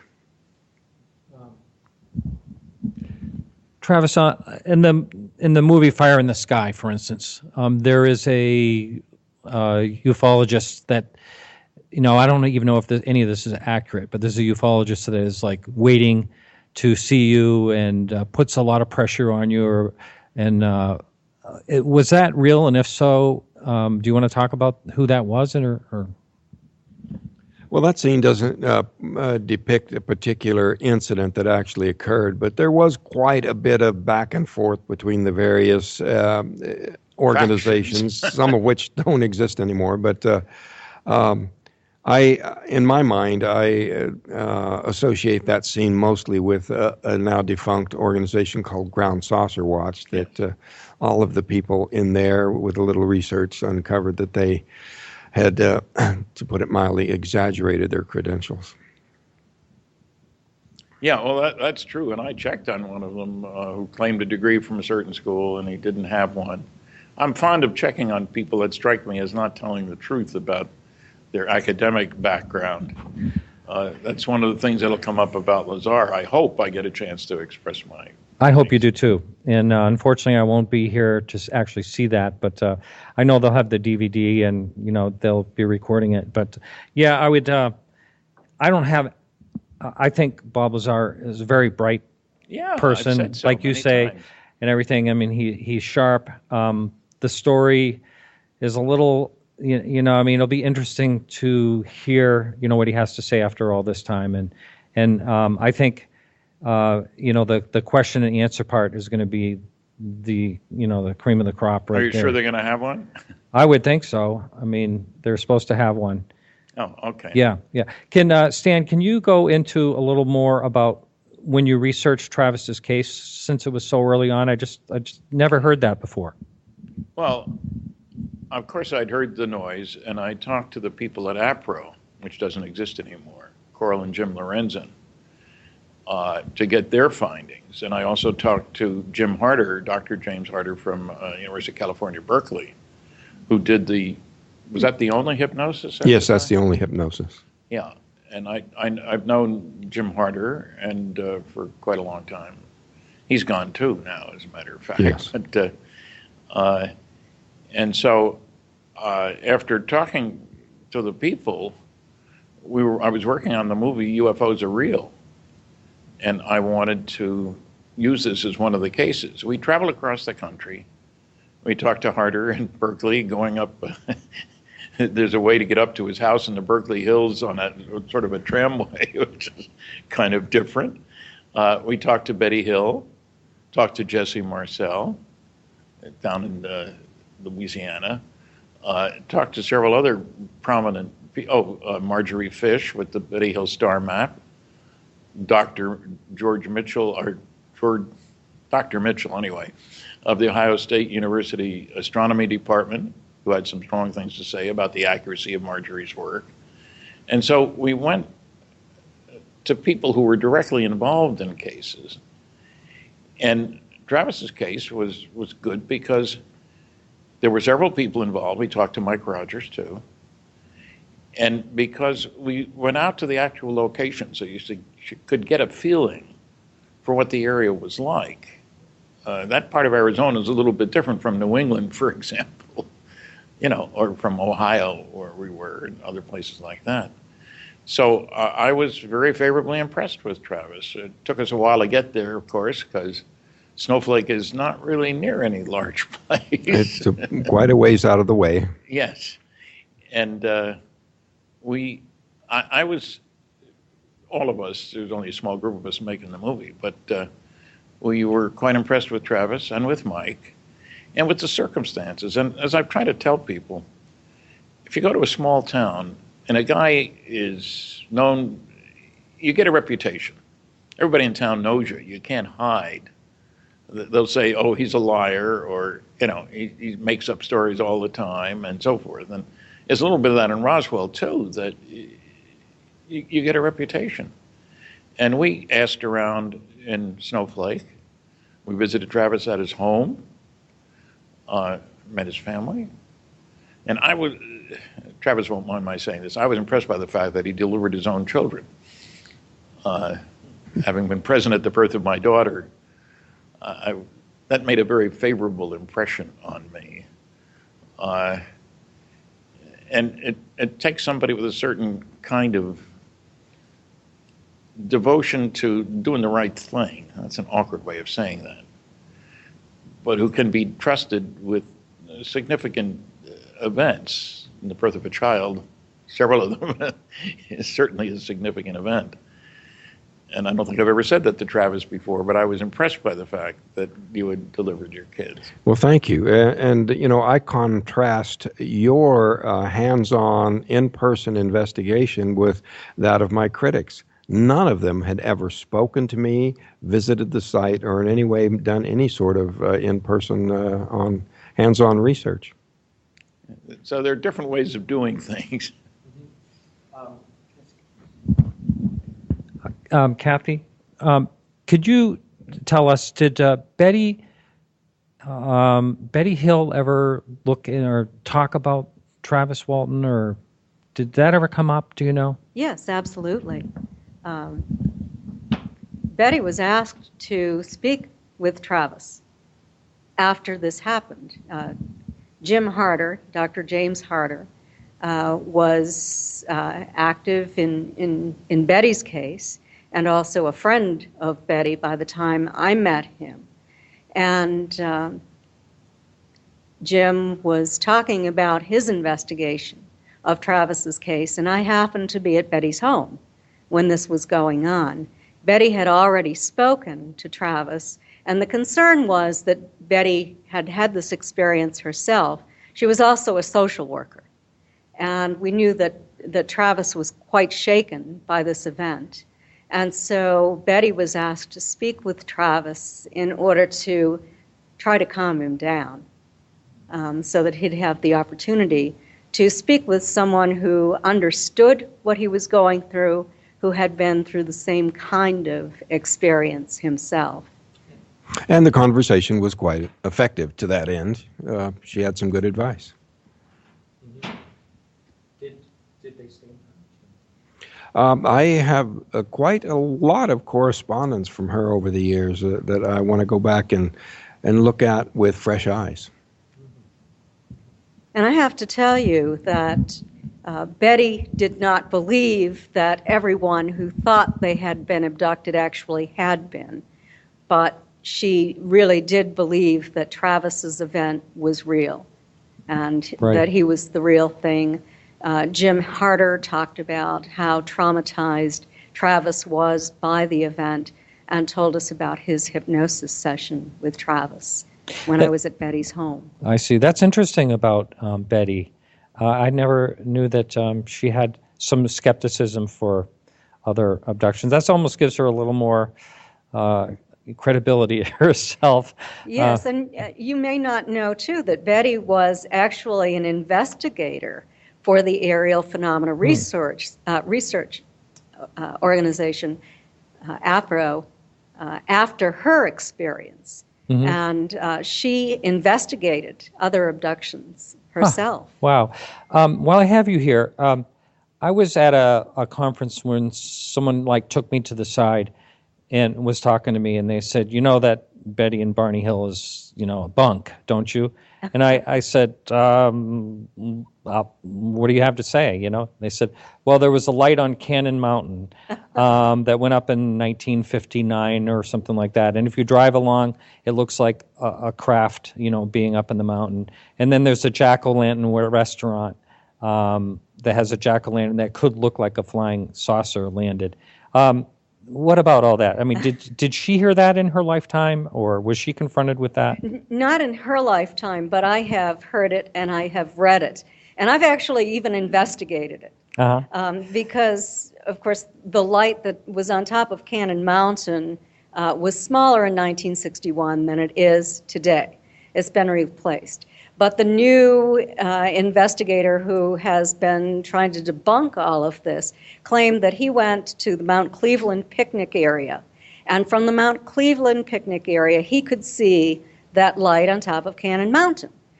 So I went to the Mount Cleveland picnic area and looked for the light at night. Couldn't find it. Couldn't see it. But I did, as I was driving toward Franconia Notch, go to the top of a hill and was able to see it very briefly from the top of the hill. Now you have to also remember that the close encounter field was 8 miles south of Cannon Mountain, and you could not see the light at the top of Cannon Mountain from 8 miles south. And that's where the craft hovered only 100 feet above the hill's car. And then the abduction site was about 8 miles south of there. I see. What would you, I'm going to ask this of you, Travis, as well. I consider, Travis is one of the big cases. I also think the Allagash case is pretty amazing. Are there some other, abductions? I know there's a lot of people that, you're involved with the free thing. Yes. We can talk a little bit about that. But the ones that I guess that I'm interested in right now is the cases like Travis Walton and Betty and like that. Is there any other cases in the Allagash that you can think of that really hit like the witnesses type of thing? Real solid, or is it all very hard to put a finger on whether it? One of my favorite cases is from Casey County, Kentucky. Case of Mona Stafford, Yvonne, not Yvonne Smith, Louise Smith, and Elaine Thomas. And this occurred in January of 1976. And it was a really good case, in my opinion. The three women knew each other. Two knew each other well, another one casually. They had just gotten together for an impromptu dinner. It was one's birthday, and they had driven about, I think it was about 30 miles to a restaurant and had dinner there, did not have any alcoholic beverages. They were all interested in art. They had a good time. They turned around, and they were driving back home that night. And on the way home, they had a close encounter with a craft that came down very low over the top of their car. There was a beam of light that went into the car that caused all of them to feel very, very warm. Suddenly, the car started moving on its own. The women tried to stop, it couldn't, at about 80 miles an hour. And then all of a sudden, it stopped, and it was being pulled back in the opposite direction, almost as if they were bumping backwards over some kind of very strange highway. And you think of the Oz factor. Well, this is just really very, very strange. And the next thing they know, they're back, and they're just outside the town that they live in.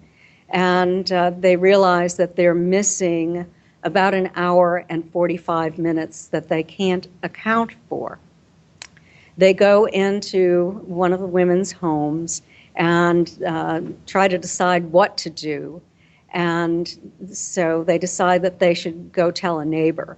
And the neighbor has them sit down and sketch what they saw. They all drew similar sketches. And so this was a fairly big case at that time. They didn't want to go public with it.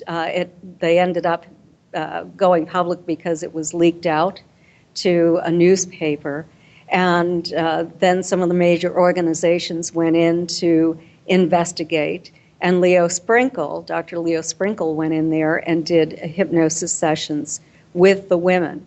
But it was a very, very interesting case. They remembered that they were taken on board a craft and that these ETs were very interested, for example, in the way their joints moved. And it reminded me of Betty and Barney in a way, because they were very interested in Betty's and Barney's skeletal structure, and also that moved their fingers, their arms, their legs, and that sort of thing. But one of the women had a really almost horrifying experience too, where she felt that there was a lot of pressure on her head, and that was very painful to her. All three women ended up being traumatized by the experience. It had a major impact on their lives. Travis, I'm going to ask you a different question than that, basically. Betty reached out to you, and it was probably very helpful for you at the time for what you were going through. Have you ever had the opportunity to be able to help someone in the same type of way? Oh, yeah, I get lots of, inquiries of that nature all the time, people that have experienced something ask me what they should do, or they think they might have experienced something, what should they do? That happens all the time. But I do my best, but I very often turn it over to people who are better qualified than I. So you ask them, or you give them information of an organization or something like that. Yeah. Now I'm going to throw a question at you, and just Linda. In this research, thank you. This research that you have been doing, kind of focusing in New York. Any abductions in that? Any abductions come to mind? When I first started this research, I thought, honestly, I was going to talk to a lot of people who saw lights in the sky. And the first interview I conducted was with a multi-generational abduction experience family. Blew my doors off right off the bat, and I found that more often than not, people had I will call it intense experiences, because they're not quite sure what happened. At the very least, missing time. Many cases, clear symptoms of abductions. I actually started calling the Hudson Valley Abduction Alley, because it has happened so often to so many people. Going back as far as I can tell to 1929 was the first case, and they're very unnerving. The cases, people being physically tested, they may not recall the actual testing, but they have scoop marks and the bloody noses and pieces missing and sudden phobias and all, I guess, what we would call the classic symptoms of having been taken and something happened on them. One case in particular I thought was quite remarkable I spoke about today, was a little girl playing in her sandbox, and she said suddenly everything just seemed to freeze. Time just stood still. She could see her mother in the kitchen window not moving, absolutely motionless. A moment later, she's on some sort of examining table, and she's hearing whoever these beings are saying, "We can't keep her, we have to send her back, she's damaged." She couldn't understand what that meant. Next thing she knows, she's back in her sandbox. It wasn't until years later she found out, as a baby, as a young child, she had some sort of defect that she had to have surgery and a drain put in her brain, which was still there. And so perhaps in that regard, she was damaged and not fit for whatever purpose they had for her. Wow, that's amazing. Kathy, a question. I believe it may have been actually our single person audience out there, George. It may have been you I was speaking to today about the French. Was it you I was talking about the French? Oh, I'm sorry. We're talking about abductions in not so much heard of in places like France, or say I spoke with Klaus Svan of Sweden, and he's saying, 1 or 2 abduction cases, that's all he has come across his desk every year or so. And a person I was speaking to today said the reason that people come forward about abductions here is because it's talked about. Jacobs has talked about it. He's been on TV, and people actually come forward. What's your opinion? Do you think that these things are happening worldwide? It's just that it's not so publicly known, so people are afraid to come forward, or don't understand what's happening, or what's your opinion on that? My opinion is that in the United States, if you have this kind of experience, there are a lot of groups that you can come forward and you can speak to, and oftentimes you'll have a non-judgmental listener who will listen to you. If you want an investigation, you can get that too. They simply don't have that kind of thing on a wide scale in Europe. I have people from Europe who contact me and tell me about their experiences. And so they're going to people in the United States. That may be changing because the Mutual UFO Network is expanding, and there are chapters in many countries around the world now. They're still very small, and they've just formed, and they're in the process of growing. But in Australia, for example, MUFON now has an abduction research team, and that is connected to the one in the United States as well. As it expands, there will be more opportunity for people to report these sorts of things as well. But for the most part, they're there. They're making the reports, but they're making them to us, and not on as wide a scale as we're receiving them from people in the United States. I see. Stan, you talk a lot about, the flying saucers and UFOs and stuff like that. You don't hear you talking a whole lot about abductions. I mean, a little bit you do.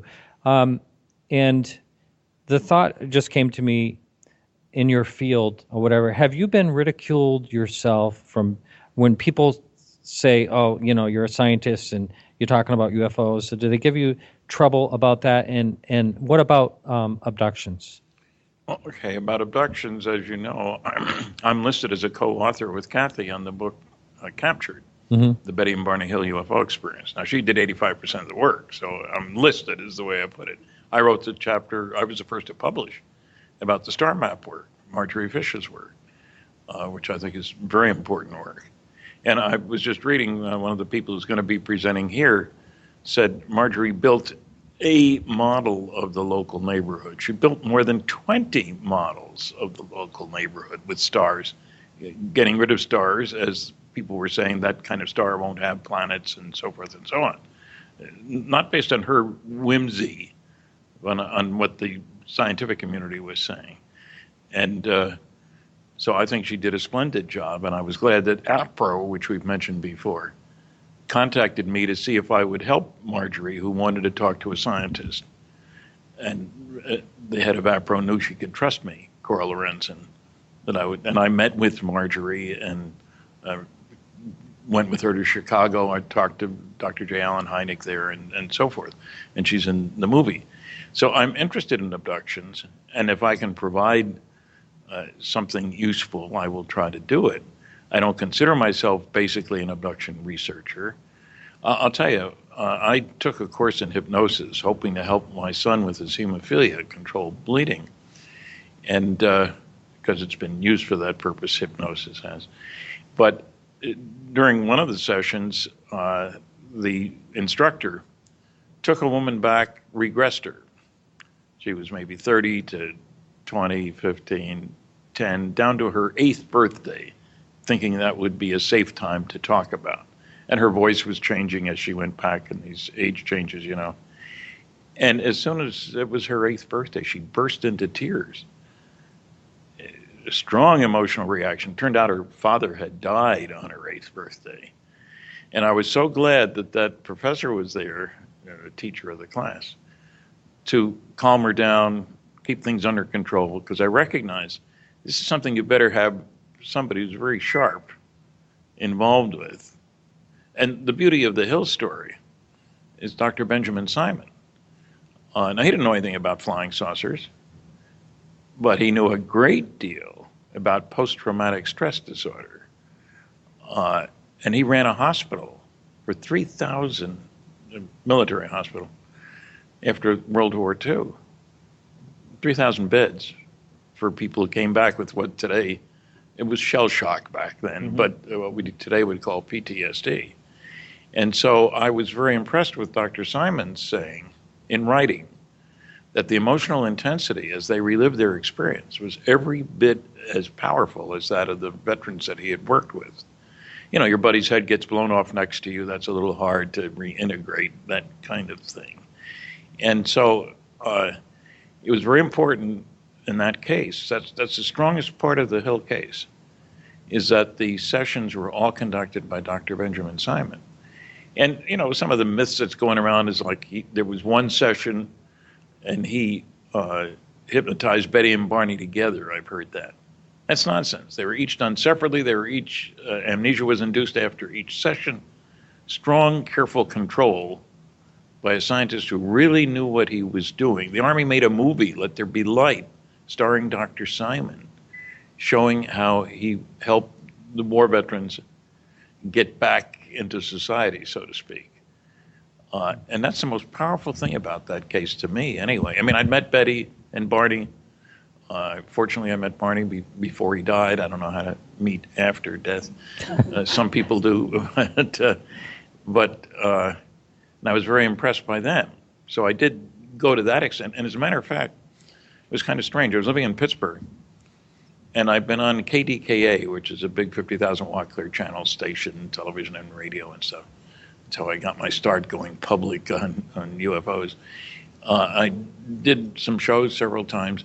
They called to tell me that Betty and Barney were coming to town to do a television show, and they let me know where they were staying. Now, that's very unusual. Stations normally don't give out that kind of information. So I was fortunate. I had dinner with them, just the three of us.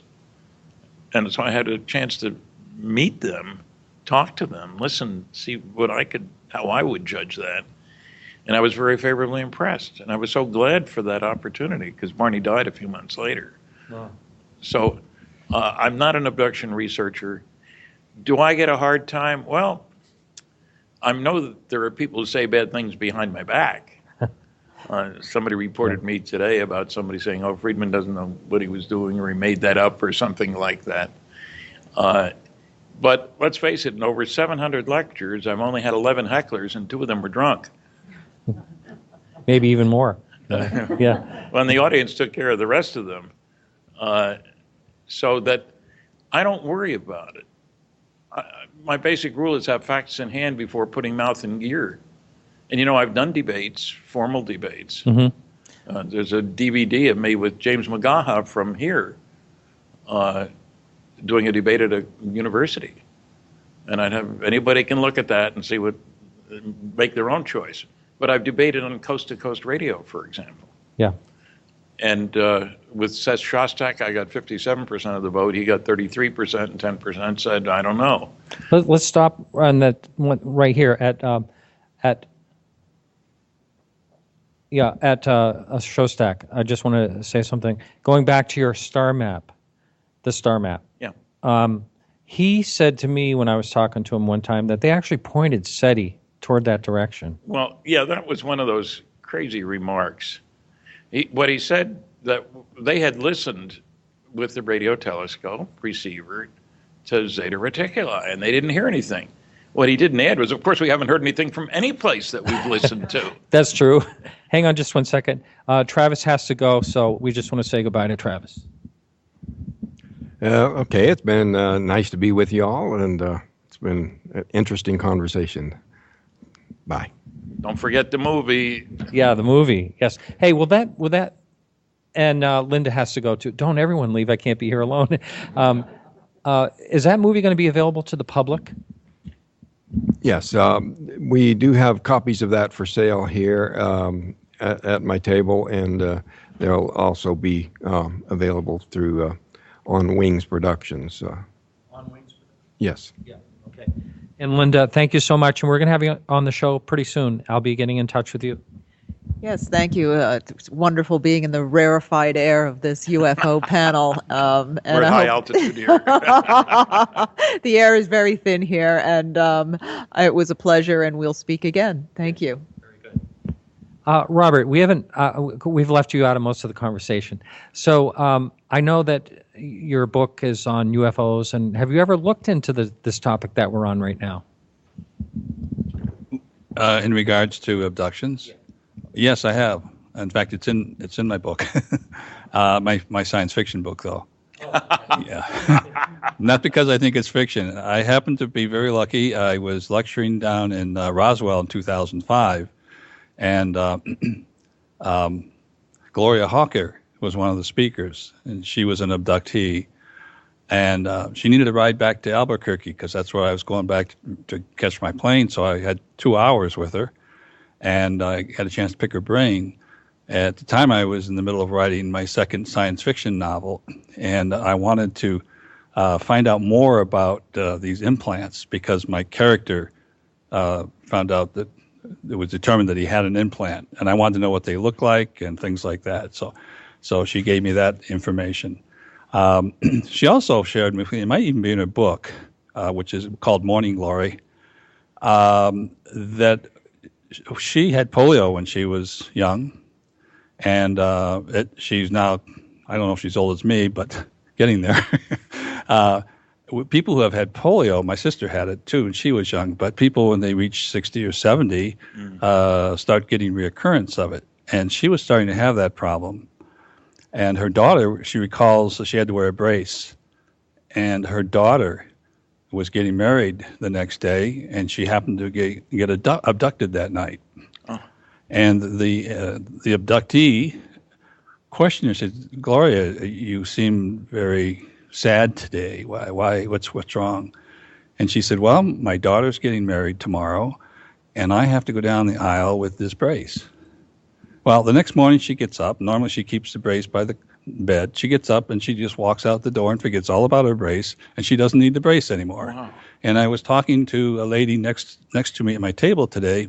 She's also an abductee, and she said she knew of several cases where people who have been abducted have been helped by that process. And maybe well, unfortunately, I don't know if you can elaborate on that. Do you know of other cases where people have been helped by abductees? Yes, I do. In fact, yes, by ETs. Yeah, ETs. Yes.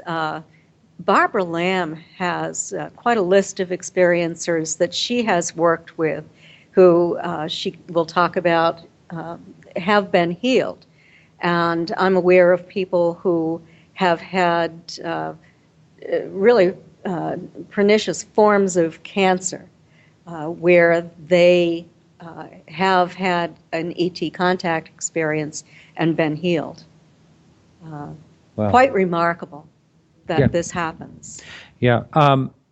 Kathy, and I may call you Kathy? Sure. Yes? Yeah. Yes. I was up at the Experiencers Speak in Gorham, Maine. It was held 3 years ago or so. And I believe you talked about your own experience. Is that something you'd be willing to talk about on this show? Yes, and Okay. and actually that was last September. Was it last September? It was just last September that I ever. I mean, let me came let me forward. just say, did you sort of hint at it before? Because, and I'm going to tell you Oh. why. Because I was up there and they said, some people came out and they said, I think Kathy Marden has been abducted.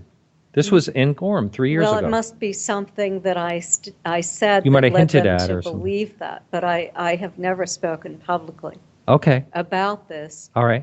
until last September. Okay. And I mentioned it for the first time on a radio show a couple of weeks ago. Oh, so I'm not breaking this for the first time. Not for the first Okay. time. All right. Alejandro did. Oh, he got me again. Okay, so can you tell us what your experiences Yes, have well, been? this has been very perplexing. And you might know this about me, but I'm a natural skeptic. Mm-hmm. And it's been very difficult for me to even convince myself that this was real, even though there were witnesses. There was another person with me Wow. at the time. I've always attempted to find some kind of rational explanation. It wouldn't be Denise. Denise, No, it was my Yeah. mother. your mother. And okay. this dates back to 1966. Oh, wow. And what happened is that my Aunt Betty Hill was taking part in what a scientific team called a psychophysics experiment. It was really a CE5 experiment to try to call in a craft. And they actually gave her a script. And she, at the same time, every night would attempt to send a telepathic message to the ETs who had taken her, to ask them to show themselves in a certain location or to land in a certain location. And so one of those locations was my grandparents' farm. Now, I didn't know this was going on at the time. The family hadn't told me. You had no idea this I was... had no idea that Betty was doing this experiment. Mm-hmm. But I grew up across the street from my grandparents' farm. And in 1966, April of 66, there was a landing. And one of our neighbors, who was a commercial pilot returning home from work, saw the UFO coming down onto my grandparents' land. It woke my grandmother up, and she looked out the window and saw it coming in. She was terribly frightened at that point. She woke my grandfather up, and he also saw it. And that was about it. They heard knocks on the door. They're polite then. Like this. Yeah. Well, what Betty has said was, knock on the door and you'll be invited in. And my grandmother remembered that part of it and wanted nothing to do with it at that time. Well, in the years that I would discuss that with Betty, I would say to her, why do you think they landed? And why would they just come in and land? And they left physical trace evidence on the ground. They sheared off some trees. Trees were sort of splayed out in a circle. Wow. Around where this came in. Hmm. The bark was curled on the trees. They were sheared. Some of them were sheared up. And so I said, you don't think they were just sitting down for a coffee break, do you? What was going on? And I was so curious because at some point, and I knew that my mother and I had the same memory of finding ourselves on a craft. I was on a table, on an examining table, undergoing this exam, which was horrifying to me. Something else I'd never put together, too, is that in that same time frame, we started to have paranormal experiences in my childhood home. Light orbs that appeared to be intelligently controlled, moving around. Also, poltergeist-type activity. And we had never had that in the home before that point. And so after years of research, I finally put all of this together in my 2012 questionnaire, my commonality study, which you can read on my website at Kathleen-Marden.com. And it's also, I talked about it in the book that Denise Stoner and I did, The Alien Abduction Files. I found out that I had all of these commonalities that Denise had. Really? And I had memories. I had missing time at one point when I was riding in a vehicle, and wanted just to write it off as being something else. I never wanted, I'd have to say I was in denial. But at the same time, I was suffering trauma after some of these experiences where I wasn't able to fall asleep at night. I felt fearful. I had the classic symptoms, but I was always trying to explain it as something else. Mm-hmm. And finally, I came to the point where I said, no, I can't deny this any longer. My mother and I had this memory. These things did happen in my life. I talked to other family members who told me they also had these memories. So and it's really in every part of your family then. I mean, your aunt to begin with, or earlier, would you say? Probably to begin with. Well, it was 1960, Betty? It was 61. But my mother had a close encounter with a craft in 1957.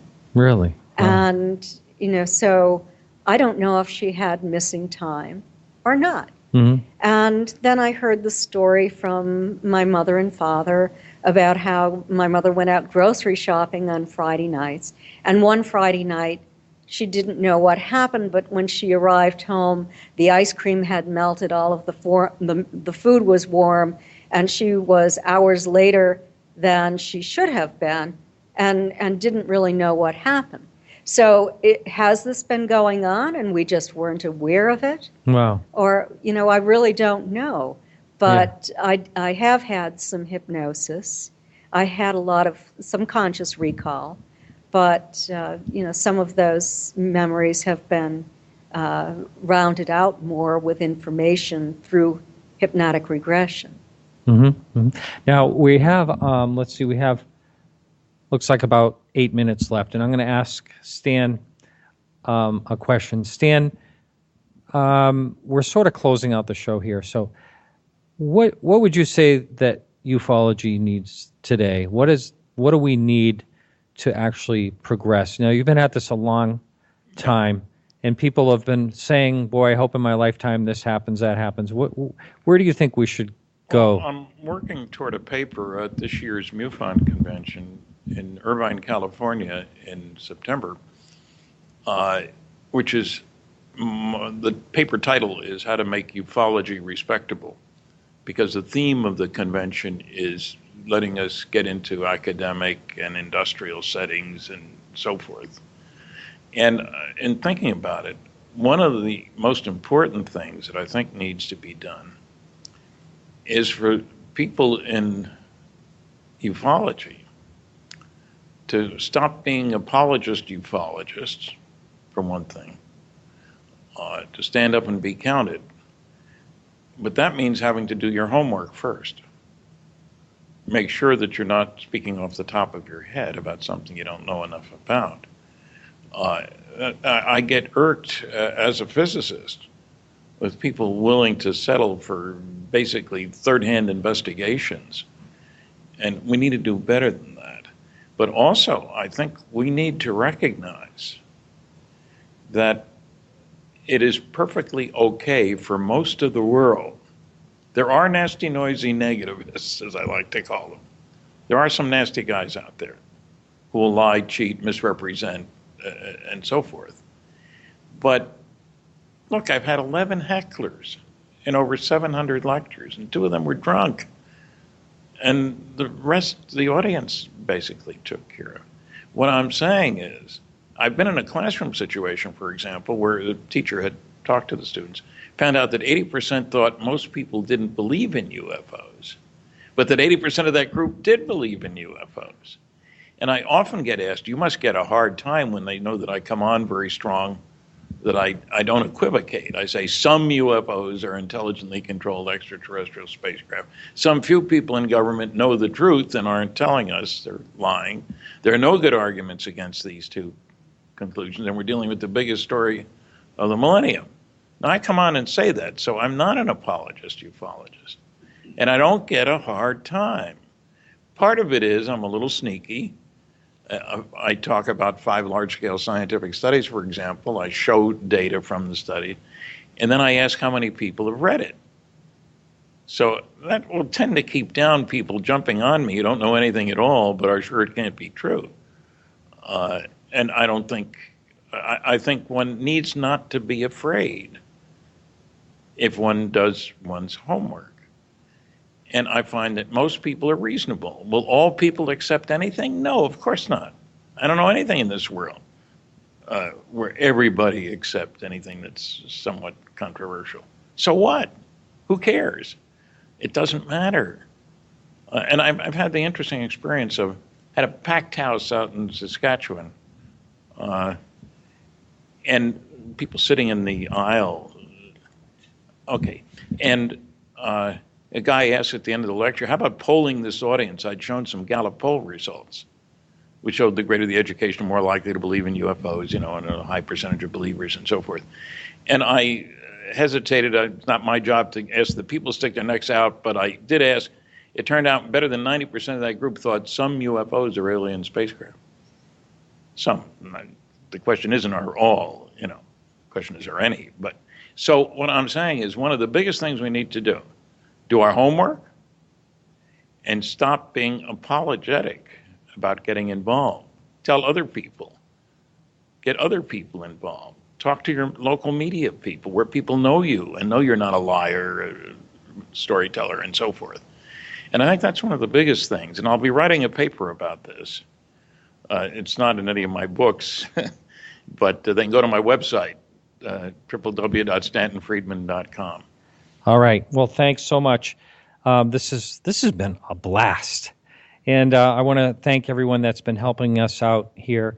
Robert, Kathleen, Stan, Travis was here, George in the audience, and Linda and Ryan Sprague. I'm sorry you didn't get to talk too much, Ryan. So this has been a real blast. And you'll have to come back next week and listen to us. We're going to be live again on the Dark Matter Radio Network. And this is Martin Willis saying, keep your eyes to the sky.